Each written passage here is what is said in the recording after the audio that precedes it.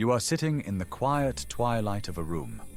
The air is thick, not with comfort, but with a fragile, unspoken truce.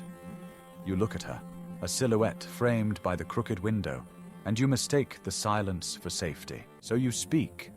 You let a truth slip from your grasp, a secret fear you've held close to your chest. It feels like a release, a moment of genuine connection. You believe you are building a bridge, but you are not building a bridge. You are handing her a key to the most fragile rooms of your mind, the places where you are undefended. And you are doing it with a smile, oblivious to the nature of the lock. Weeks pass, or maybe months. The memory of that quiet confession fades into the background noise of your life together. Then, one day, a storm breaks. A disagreement, a trivial conflict, but the air changes. She is losing the argument. Logic is not on her side. And in that moment of desperation, she reaches for the key you gave her. She unlocks a door you had forgotten existed and steps inside. And she takes your secret, your vulnerability, and she sharpens it into a weapon. The words she uses are yours, but the voice is cold, alien. The blow lands with precision because you showed her exactly where to strike. You stand there, bleeding from a wound no one can see. The argument is over. She has won. But the cost was your trust, shattered into a million irreparable pieces on the floor. This is not a rare occurrence. This is not a tragic accident. This is a pattern, a dark dance of psychology that plays out in the shadows of relationships. It is the weaponization of weakness. To understand how to protect yourself, you must first understand what you are protecting. There are 3 sacred vulnerabilities that, in the wrong hands, become the most effective ammunition against you. Never reveal them. The first weakness, your deep-seated insecurities, the voice of your inner critic, the whisper in the dark that tells you you are not enough. This isn't just a fear of failure. It's the core narrative of your inadequacy. The belief that you are an imposter, that you are fundamentally flawed, that one day everyone will see you for the fraud you secretly believe you are. When you share this with her, you think you are asking for reassurance. You believe she will be the one to silence that inner critic. You are wrong. What you have actually done is hand her the most precise, psychologically tuned weapon imaginable. You have given her a blueprint to your soul's weakest point. In a future conflict, when she wants to inflict maximum damage, she will not attack your actions. She will attack your very essence, using the words you gave her. Maybe if you weren't so insecure, you'd understand.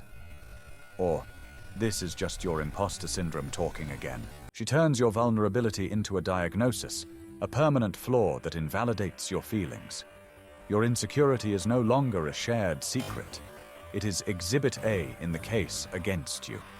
It is a checkmate from which there is no recovery. The second weakness, your financial fears and instability, the cracks in your foundation, the dread of not being able to provide. In our world, rightly or wrongly, a man's worth is often chained to his ability to build, to provide, to be the bedrock.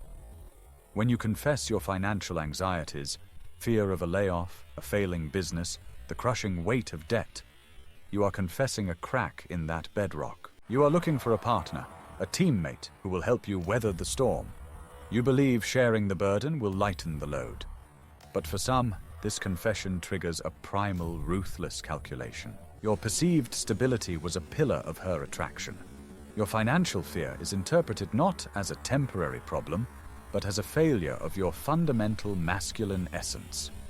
The protector has just admitted he cannot protect himself. How is this weaponized? It begins subtly. Her support becomes a form of pressure. She'll mention her friend's husband who just got a promotion. She'll sigh dramatically when the bill comes at dinner. It escalates.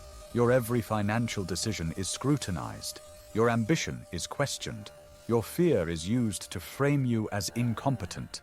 You confessed a worry, and she has translated it into a character indictment. You are no longer her partner. You are her project, her failing investment. The respect she had for you evaporates, replaced by a conditional transactional anxiety. Your fear gave her the license to disrespect you. The third weakness, your past traumas and unhealed wounds. The ghosts that haunt the attic of your past. This is the deepest level of vulnerability. Sharing a story of childhood neglect, a brutal betrayal, or a profound loss is the ultimate act of trust. You are showing her the fragile, broken parts of you that you have painstakingly hidden from the world. A healthy, empathetic partner will hold this story with reverence. They will see it as a sacred trust. But a manipulator sees it differently. They see a lever. Your trauma becomes a tool for emotional control. When you get angry or upset about something she has done, she will not address your feelings.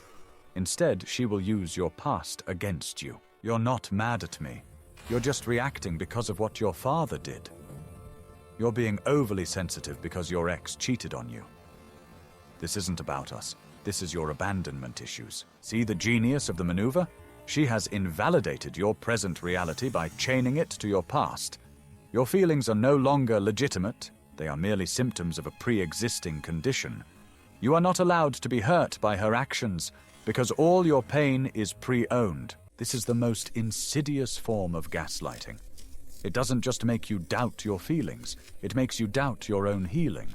It convinces you that you are fundamentally broken, and therefore have no right to object to her behavior. So what is the solution? Is it to become a fortress?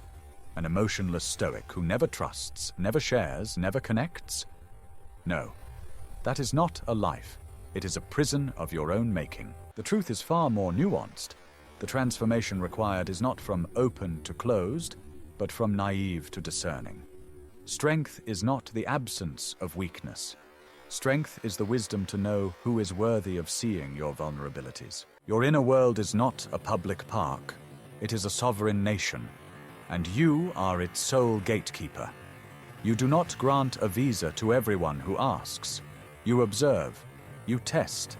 You look for character, not for charm. Does she celebrate the strengths of others, or is she quietly envious? How does she speak of her own past? With accountability, or with perpetual victimhood? When you have a minor disagreement, does she seek resolution or victory? These are the tests, not of love, but of character. Vulnerability is a gift, and you do not give gifts to those who will melt them down for bullets. Guard your insecurities, not because they are shameful, but because they are the training ground for your self-mastery. Guard your financial fears, for they fuel the fire of your ambition. Guard your past traumas, for in healing them yourself, you reclaim your power. Your weaknesses only become weapons when you hand them to an enemy disguised as a lover. Keep your own counsel, build your own strength, and when you do choose to share the key to your inner world, make damn sure it is with a queen, not a conqueror.